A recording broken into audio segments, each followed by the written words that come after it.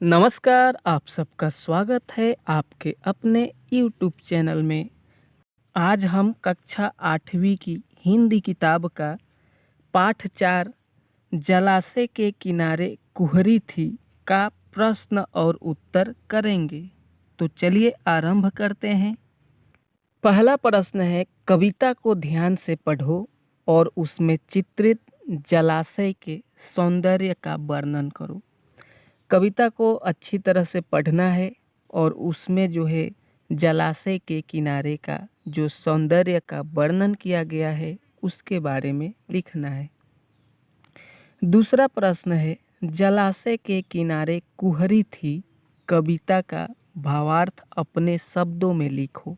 उत्तर होगा, कवि सूर्यकांत त्रिपाठी निराला जी ने इस कविता में एक जलाशय को केंद्र बनाकर उसके चारों ओर हो रहे प्राकृतिक गतिविधियों का सुंदर वर्णन किया है। कवि कहते हैं कि उस जलाशय के किनारे कुहरी एवं कोहरा छाया हुआ था। चारों ओर हरे नीले पत्तों से जलाशय घिरा हुआ था। जलाशय के पानी पर आम की डाल आकर लटकी हुई थी। चारों ओर अंधकार छाई हुई थी।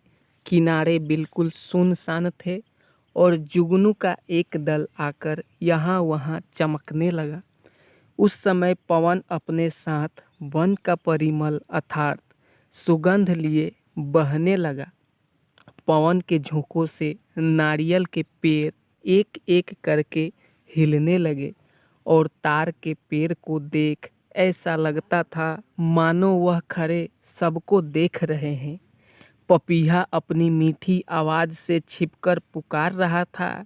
सियार मुक्त मन से इधर उधर घूम रहा था और जैसे ही धीरे धीरे उजाला होने लगा तो आसमान से तारे गायब होने लगे और सरोवर में हवा के झोंकों से तरंगे एवं लहरें उठने लगी तथा यह सब देख कवि के अंतर्मन में तारे चमकने लगते हैं। अगला प्रश्न है, संक्षेप में उत्तर दो। क नंबर प्रश्न, जलाशय के किनारे घना अंधकार क्यों छाया हुआ था? उत्तर होगा, उस समय प्रातः काल का समय था। ऊपर से चारों ओर कुहरी छाई हुई थी और चारों तरफ वनों से घिरे होने के कारण जलाशय के किनारे घना अंधकार छाया हुआ था। ख नंबर प्रश्न, सुबह प्रकृति में क्या क्या परिवर्तन होते हैं? उत्तर होगा, सुबह होते ही अंधकार खत्म हो जाता है। आसमान में नीले बादल छाने लगते हैं, फूल खिलने लगते हैं, चिड़िया चहकने लगती है, हरे भरे खेत पवन के झोंकों से लहराने लगते हैं, आदि आदि। अगला प्रश्न है ग नंबर, कविता में वर्णित पशु पक्षियों के नाम और उनके कार्यकलापों का उल्लेख करो।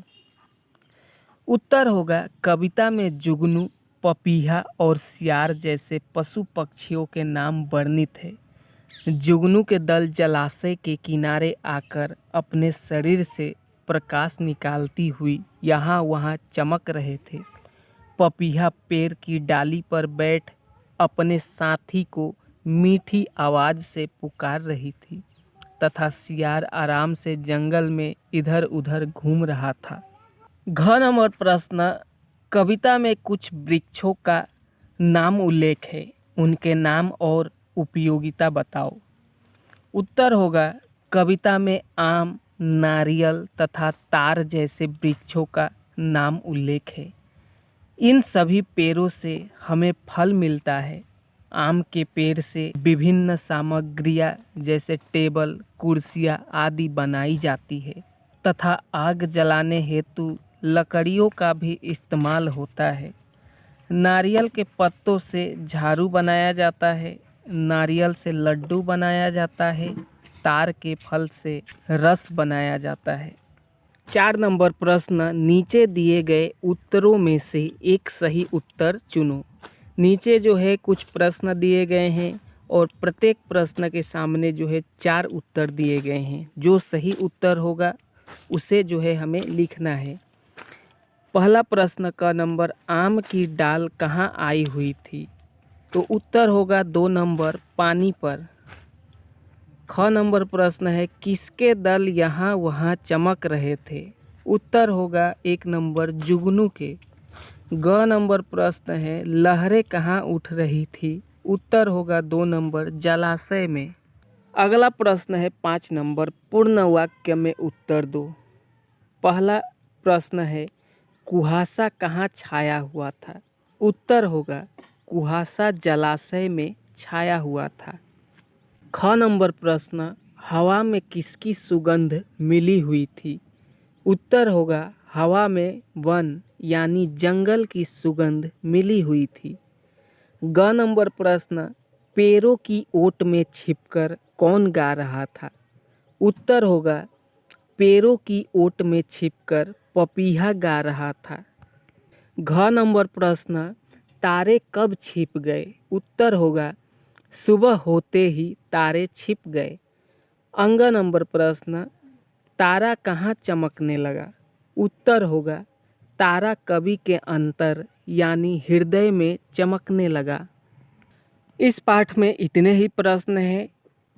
यदि वीडियो अच्छी लगी तो लाइक करें, कमेंट करें, शेयर करें और इसी तरह की वीडियो पाने के लिए हमारे चैनल को ज़रूर सब्सक्राइब करें। फिर मिलते हैं अगली वीडियो में।